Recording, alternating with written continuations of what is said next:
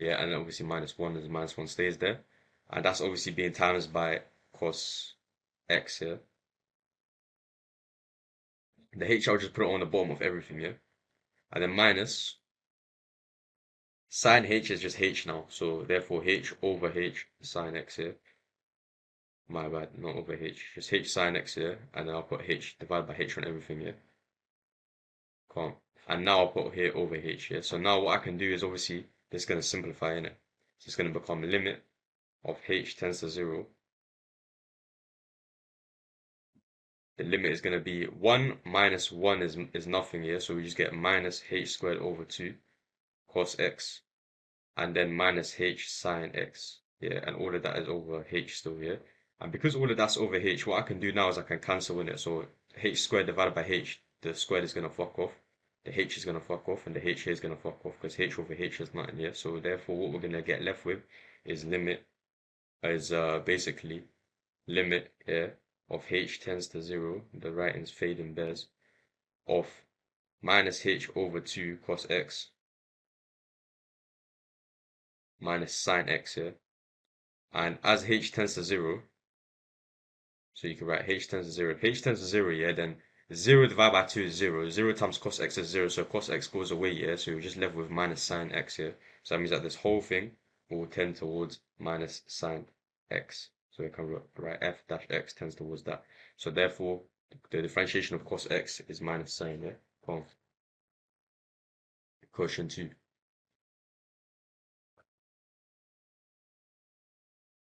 Question 2a, yeah? So question 2a is saying y is equal to 2 cos x here. So if I differentiate cos x, I get minus sine as we just established now. So I can say the differentiation of that dy over dx here is equal to, the 2 stays outside, so the 2 is gonna stay there. It's gonna become minus sine x, so it's gonna become minus 2 sine x here. You see that? Alright, come on, part B here. Part B is saying y is equal to 2 sine half x here. So 2 sine half x dy over dx here is going to become, now because I've got something on the inside here with the x, I've got a coefficient here. It means that I'm going to need to times the outside. So 2 times half is 1, yeah, it's nothing, yeah. And then differentiation of sine is cos. So it's just going to become 1 cos, and I don't need to write that 1. I can just write cos. And the inside always stays the same, so it will be half x here. Come C. Y is equal to sine ax here. If y is equal to sine ax here, then that means that dy over dx is going to be equal to what? Sine is obviously going to differentiate into cos here, so and we need to times 8 outside, so it's going to become 8 cos, and the inside always stays the same, or whatever is in that function here, so that's going to become 8x there. It's going to stay the same standard here. Alright, D.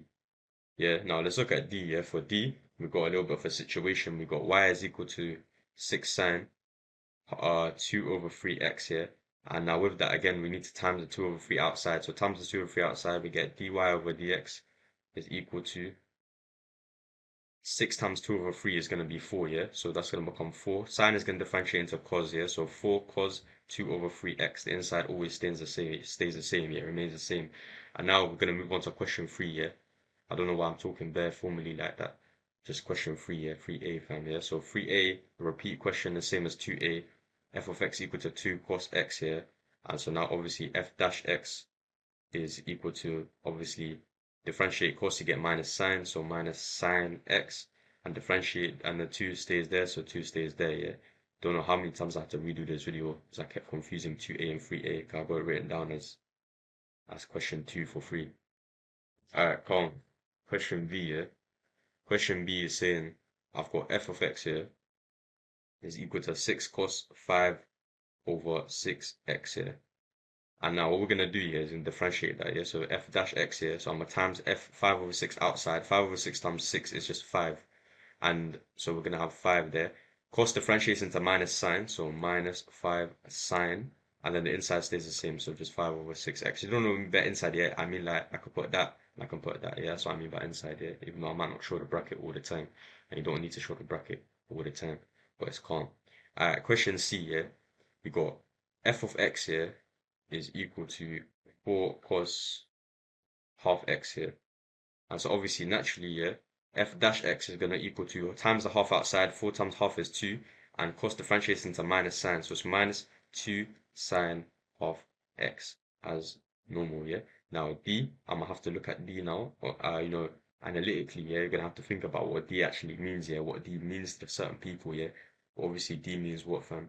It means f of x is gonna be equal to 3 cos 2x here, and obviously I'm gonna times the 2 outside, so fx, so my man's gonna get 2 on the outside here, so 2 times 3 is gonna become 6, and then differentiation of cos here is gonna be minus sine here, so again, minus 6 sine, and the inside stays the same, so 2x. Alright, come on. Question 4, yeah, actually blazing, Getting through this fast here. Question 4a. Question 4a, yeah, so we got y is equal to sine 2x plus cos 3x, yeah? Alright, save. Let's do dy then, yeah? dy over dx here is going to be equal to what, fam? Differentiate sine, you're going to get cos here, but I'm going to times that 2 outside here, so we're going to get 2 cos 2x here. And then cos is going to get turned into minus sine, but I'm going to need to times that 3 outside as well, so it's going to become minus 3 sine, yeah? So therefore, I can make my mind negative here and put 3 sine, and then the inside stays the same, so 3x here. Come on. Part B, yeah? Part B, so we got y is equal to 2 cos 4x minus 4 cos x plus 2 cos 7x here. Calm. Alright, save. So again, yeah, so dy over dx here is going to be equal to times 4 outside there. 4 times 2 is going to become 8. Cos is going to differentiate into minus sine, so we're going to get minus 8 sine, and then my man's going to stay the same, so 4x there. Alright, calm. Cos x differentiates into minus sine again, so minus minus, that's double negative, is going to make positive here, so plus 4 sine x here.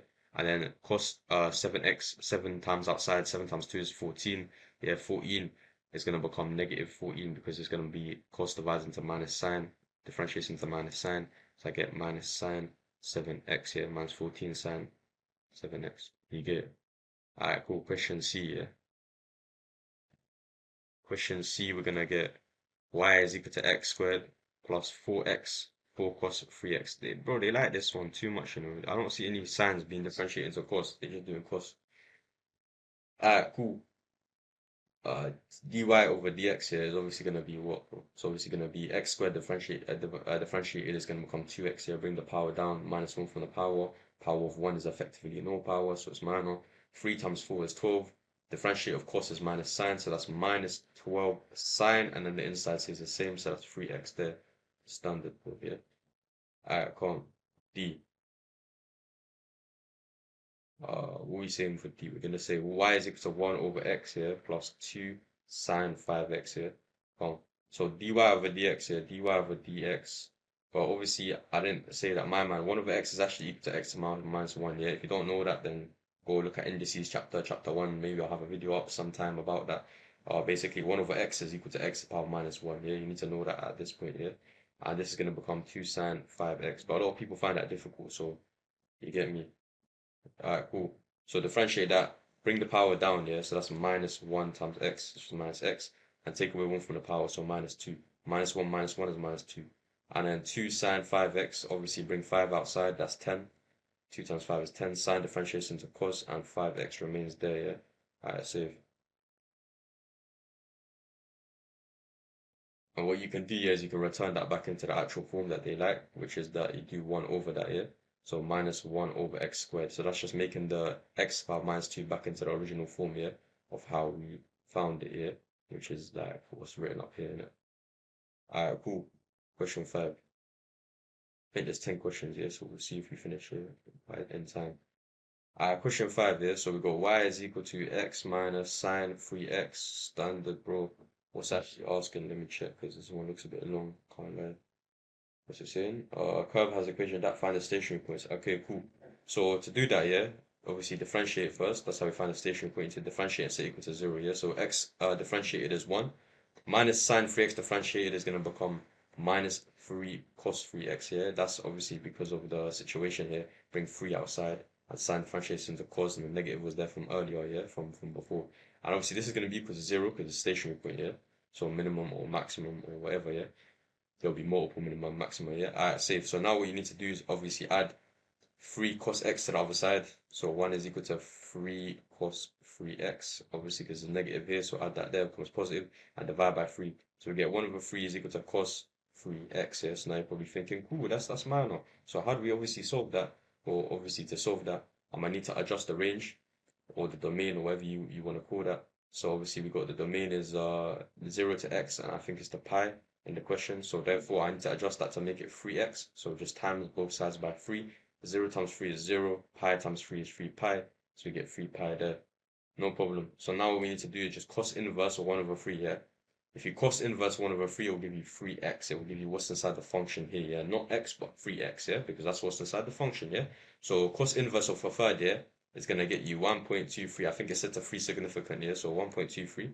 I know you're probably thinking, cool, that's calm. But how do we get the second solution? Well, for cos here, it's always going to be 2 pi minus your first solution, yeah? So this isn't really in this chapter, it's an earlier chapter. I don't know what chapter, bro. I can't be asked to go look.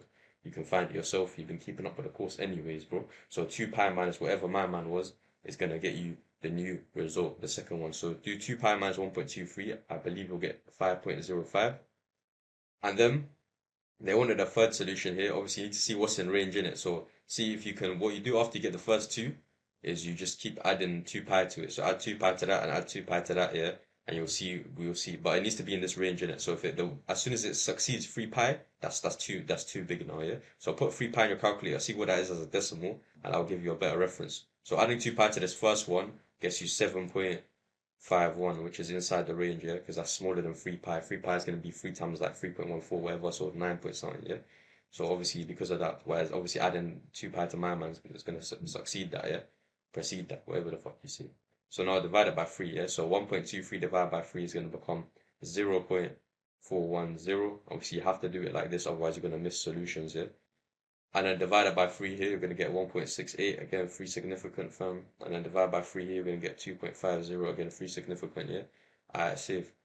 And now it asks us to find the stationary points. We found what the x coordinates are, yeah, but we need to find what the y coordinates are now, yeah. So y is equal to what, fam? Go all the way to the top to see what y was. X minus sine 3x, yeah. So x minus sine 3x, yeah. So calm. So that's gonna become. So put the first one in. So that's 0.41 minus sine 3 times 0.41, yeah. And obviously that's gonna get you a new calculator. Is that a negative, yeah? I think it's negative 0.532, double check that, but should be calm. Alright, save. Next one is gonna be obviously use 1.68, so 1.68 minus sine 3 times 1.68, so that's gonna be 2.63. And then finally, we're gonna be left with 2.5, yeah? So 2.5 minus sine 3 times 2.5. So that's gonna get you 1.56. So those are the three coordinates there, bro. I'm gonna write them out as one final like side. The final product is 0.41, 0 minus 0. Minus 0. That's a point there, fam. 32, 1.68, 2.63 as the y coordinate for that, and the final coordinate is 2.50 and 1.56 here. So that's the situation there. Alright, safe. Let me move on now. Question 6, yeah.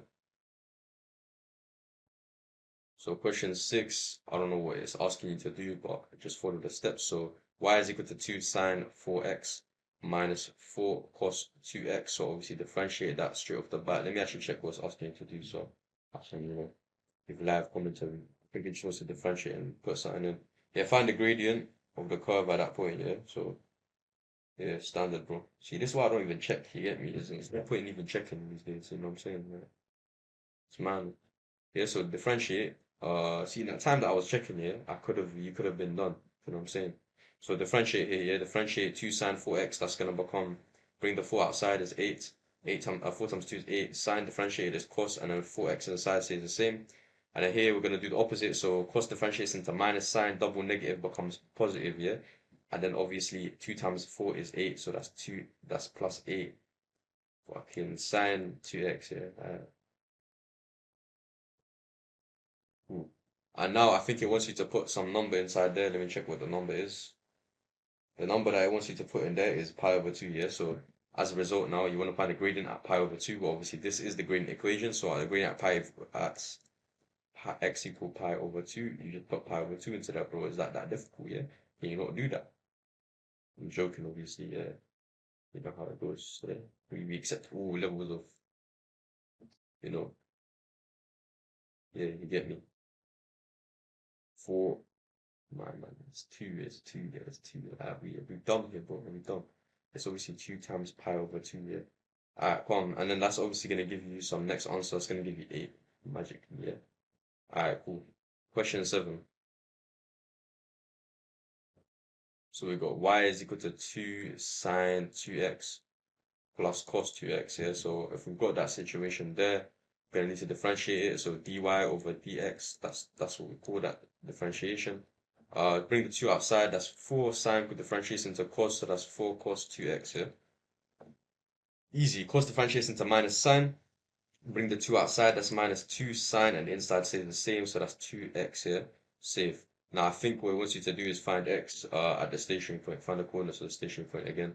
So what you want to do here is make that equal to 0, and then rearrange. So bring sine onto the other side, so 4 cos 2x is equal to 2 sine 2x. And if you're struggling with that, like knowing what to do when you get to a certain stage, probably there's a negative here, so it's kind of bait that you want to move that to the other side, and it's going to be positive there. It's going to be easy to maneuver, yeah? And whenever you've got a cos and sine on the same line and equal to 0, and you want to find x, you're going to need to make it into one tan. You need to combine it, yeah? So make that equal to that. Bring 2 over here. So 4 divided by 2 is your 2. And bring cos over there. So divide sine 2x by cos 2x. That's going to get you sine 2x over cos 2x is equal to 2. And obviously, you know what sine over cos is. It's tan, yeah? So you're going to get 2 is equal to tan 2x here. Now, obviously, you want to inverse that situation there. So obviously, I'm going to get also expand the domain. I don't know if it gives you the set domain before. We'll write that kind of shit down. So if the domain was x for pi, I've got the domain as 0 to 2x to 2 pi, so I'm assuming this was the original one. And then times 0 times 2 is 0, times x by 2 is 2x, and times pi by 2, that's 2 pi, yeah? Alright, save. And now obviously tan inverse 2, yeah, you're going to get 2x is equal to 1.107. And with tan, yeah, what you do is you just keep adding pi to them. So add pi to this, you're going to get 4.248 or something. And now, if I keep adding pi again, it will succeed 2 pi, yeah? So I can't do that. So I need to divide by 2 now. Divide 2 there to get what x is. X is going to be 0.554, and it's going to be 2.12 for that. So that's going to be 3 significant. I think the reason that I put it like that, so 4 and 4, was to then get 3 significant answer, yeah? Just, you know what I'm saying? More accuracy in that, you know what I'm saying? Alright, calm. So obviously now that I've got x equal to that, I need to find y. Y was equal to some bullshit. What was like 2 sine 2x. 2 sine 2x plus something. What was equal to? Plus cos 2x. It's a bit of a brave take there. Yeah, it is. Alright, save. Alright, cool. So just substitute that into that, yeah? So y is equal to 2 sine 2 times 0.54554 plus cos 2 times 0.554. And that's going to give you the y coordinate for 554, x coordinate. And that's going to get you apparently 2.24, yeah? So there you go. And now would you do it for the y coordinate for the other one? So y is equal to 2 sine 2 times 2.12 plus cos, open bracket, 2 times 2.12. Obviously, that's going to equal minus 2.24, yeah? So that's the final coordinates is 0.554 and 2.24. And the other coordinate is 2.12 and minus 2.24. So that's the 2 final answers, yeah? Question 8. Alright, cool. Question 8, yeah? So I got y is equal to sine 5x plus cosine 3x, yeah? And now I need to differentiate that first. So it says that find the curve has the equation, that find the equation of the tangent here. So the tangent always has the same gradient as the curve, yeah? So I need to differentiate that. So dy over dx here. Sine 5x gonna get turned into, I'm gonna bring the 5 outside, so that's 5. Sine gets turned into cos, so that's cos. And then 5x remains the same, yeah? So we've got 5 cos 5x here. And then this cos here is gonna differentiate, cos differentiates into minus sine, so it's gonna become minus sine. And then also the 3 needs to get transported outside, yeah? So 3 sine 3x, yeah? Inside always stays the same, yeah? So now I've got this situation here. And basically I need to find the gradient, yeah? So at what point? At pi minus 1. So x is equal to pi, yeah? So if I make x equal to pi, that will make the gradient of what, bro? That will make it dy over dx here is equal to 5 cos 5 pi, okay? Minus 3 sine 3 pi, yeah? Because 3x will become 3 pi now, yeah? And now what would I need to do, yeah? Now I just need to put that in my calculator, and that's going to give me minus 5. So because I got minus 5 now, yeah, that's the gradient. Yeah, that's the gradient at that point on the curve. And the gradient at that point on the curve is going to be the same as the gradient of the tangent at that point. Yeah, they're going to be the same. As you see, the slope there is the same. Yeah. So hence what I can say is I can write the equation of a straight line, which is y equals mx plus c. And I can write, it gives us the y coordinate in the question originally. It was pi minus 1. So the y coordinate is minus 1. Yeah. M is going to be minus 5. That's the gradient that we just found. And x is going to be pi. Yeah. And then plus c. And now you should leave it in like the full form normally, yeah? So like minus 1 is equal to minus 5 pi, and then obviously bring my man to the other side. So we're going to get minus 1 plus 5 pi is equal to c, yeah? Just leave it as that, don't simplify it further. Or I could write that in a better way, which is just 5 pi minus 1, yeah? Bring the 5 pi there, bring minus 1 there. I'm not doing anything there, I'm just writing it in different order, yeah? To make it look cleaner. Okay, cool. So that's c, yeah? So therefore y, the equation is what? Minus 5 is the gradient, so y equals minus 5x. Yeah, plus c. C is 5 pi minus 1. So that's it. Final equation, yeah. Alright, so question 9.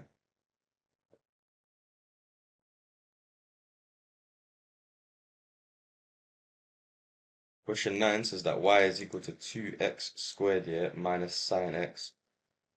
Okay, so we need to find dy, yeah. dy over dx is equal to, obviously, bring the 2 down, yeah, and take away 1 from the power. That's going to become 4x, yeah. Minus sine x, sine differentiates into cos here, so it's just going to become minus cos x, yeah. The negative stays outside, it remains the same, yeah. Save. Now, what do I need to do here? I need to do some madness here. I need to show that the equation of the normal of the curve. Okay, so the normal is the opposite to the tangent, yeah. So normal comes like that, comes at 90 degrees to the curve, yeah. I know that looks a bit mad, but it comes at 90 degrees to the curve, yeah. Not exact gradient. That means it's gonna be negative reciprocal gradient, yeah. It's gonna be, yeah, you get me. Normal gradient, yeah. Alright, save. So because of that, yeah, I need to put in the point now. What's the point? Show that the equation of the normal at the curve at the point of x coordinate pi. So again, we're looking at pi situation here. So put pi into the x coordinate to find what the gradient is at pi, at that x coordinate of pi.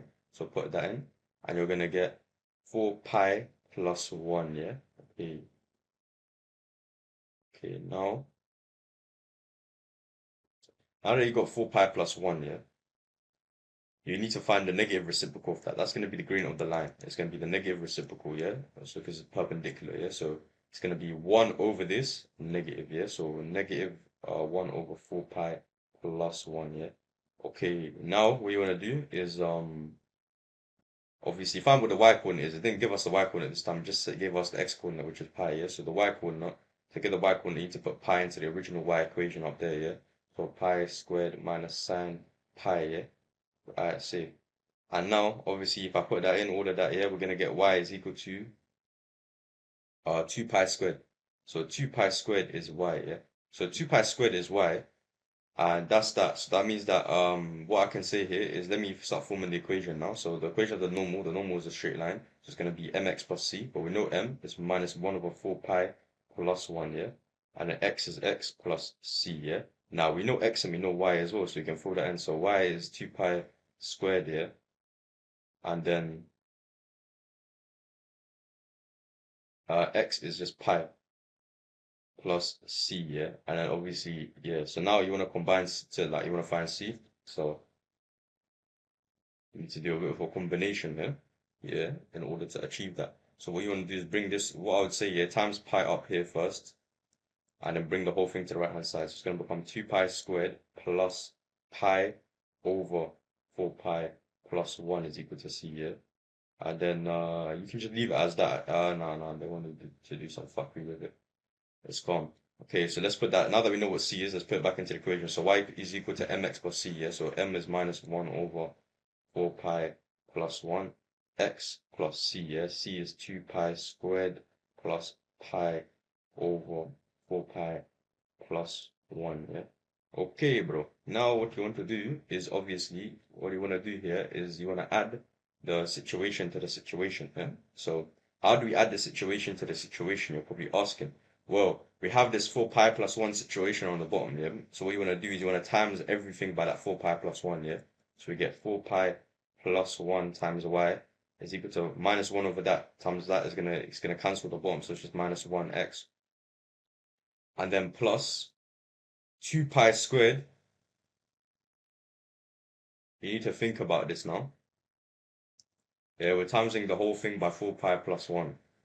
You get it? So if we times this thing by 4 pi plus 1, it's going to give us pi. If we times this by 4 pi plus 1, it's going to give us 8 pi cubed plus 2 pi squared. You get it?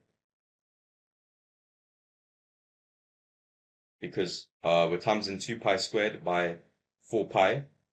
That's going to get us 8 pi cubed. And we're timesing 2 pi squared by 1. So that's going to give us 2 pi squared. And then this fraction as well, times by 4 pi plus 1, we're going to just get pi, yeah? So because of that, you want to then do a combined situation here. Not combined, but you want to just look at the mark scheme, what form they have it on. They've got everything on one side. So just bring everything onto one side here. So for, not mark scheme, I mean the question, yeah?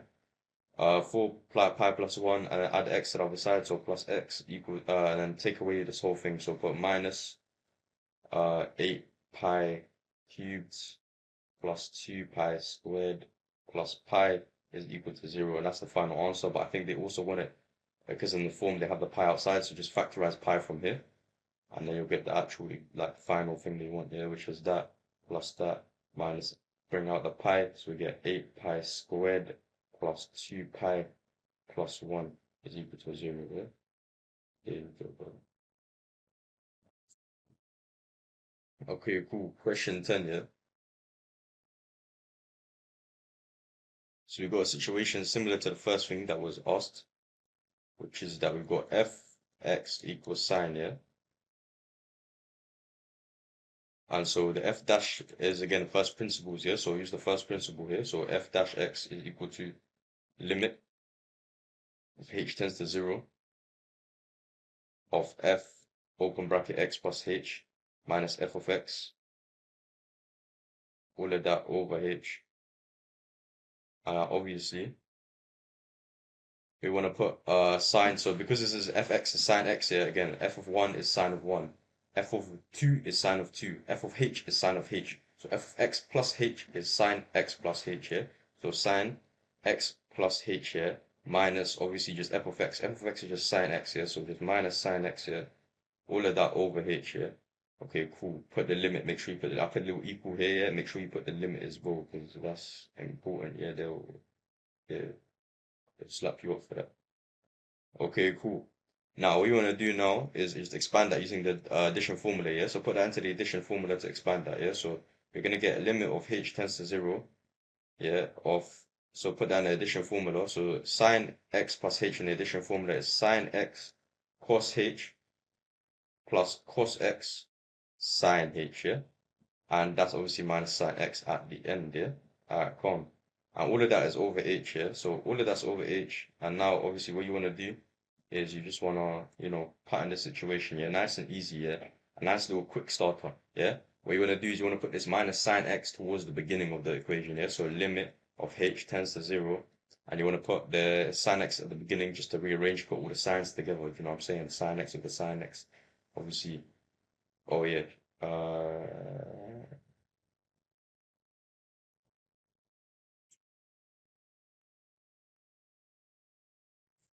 What did I do? Yeah. So basically, yeah, calm. Okay, safe.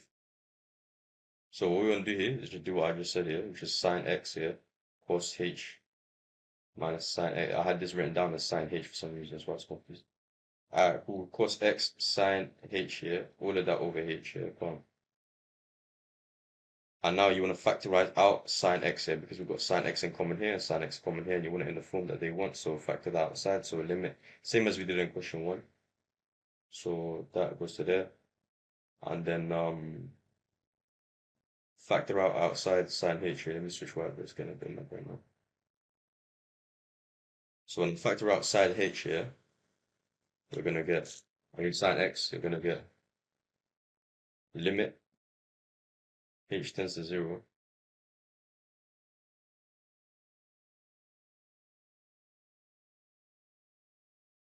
of cos h minus 1 over h sine x. That's because we took sine x out here. So if I put it back in, it will become sine x cos h minus sine x, all of that over h here, which is what we had originally here.